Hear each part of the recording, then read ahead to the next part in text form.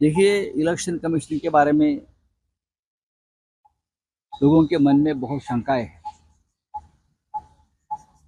Election commission एक neutral body है, एक संवैधानिक संस्था है, लेकिन जिस तरह से बार बार हमको जाकर सभी विपक्षी दलों को जाकर चुनाव आयोग के सामने हाथ जोड़ना पड़ता है,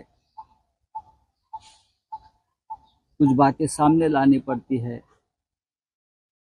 और चुनाव आयोग भी सुना अनसुना करती है, ये इंडिपेंडेंट बॉडी का लक्षण नहीं है। प्रधानमंत्री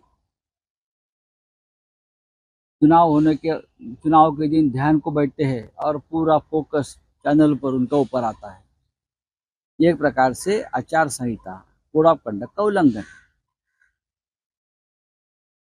देश के गृह मंत्री जो जयराम रमेश जी ने कहा है, देश के गृह मंत्री देश के विभिन्न क्षेत्र में लगभग 150 कलेक्टर और डीएम को फोन करके जो सूचना देते हैं, ये कोड ऑफ कंडक्ट का उल्लंघन है। पोलिंग एजेंट को जिस तरह से रोका गया पोलिंग एजेंट उम्मीदवार, ये भी ठीक नहीं है, पहले कभी हुआ नहीं। एग्जिट पोल जिस तरह से आ रहे हैं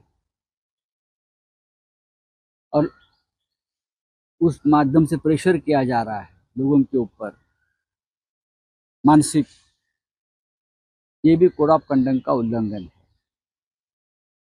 कल अब काउंटिंग शुरू होगा, तब क्या होगा मुझे पता नहीं। तो हम बार बार ये चुनाव आयोग से कहेंगे कि आप इंडिपेंडेंट, एक कहना पड़ता है इस देश में लोकतंत्र में कि आप इंडिपेंडेंट बॉडी है, आप समझ लीजिए, आप किसी के गुलाम नहीं हो, चाहे बीजेपी हो चाहे और कोई सत्ताधारी पार्टी हो, आप उनके गुलाम नहीं हो, आप इंडिपेंडेंटली काम करो। लेकिन चुनाव आयोग काम नहीं करता।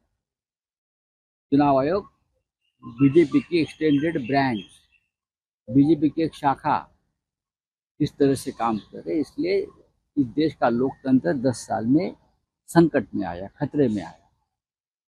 तो हम कल पूरी एकजुटता से हमारे लोगों को कहा है, आखिरी होठ की गिनती होने तक आप वहां बैठिए, डट के रहिए। आपके ऊपर दबाव लाया जाएगा, तरह तरह के हथकंडे अपनाए जाएंगे, हाँ, आपको डिमोरलाइज किया जाएगा, लेकिन आप वहां से हटेंगे। ये हमारे सभी इंडिया आघाड़ी के जो प्रमुख लोग हैं, कार्यकर्ता है, पोलिंग और बूथ के एजेंट है, वहां के सबको संदेश दिया है।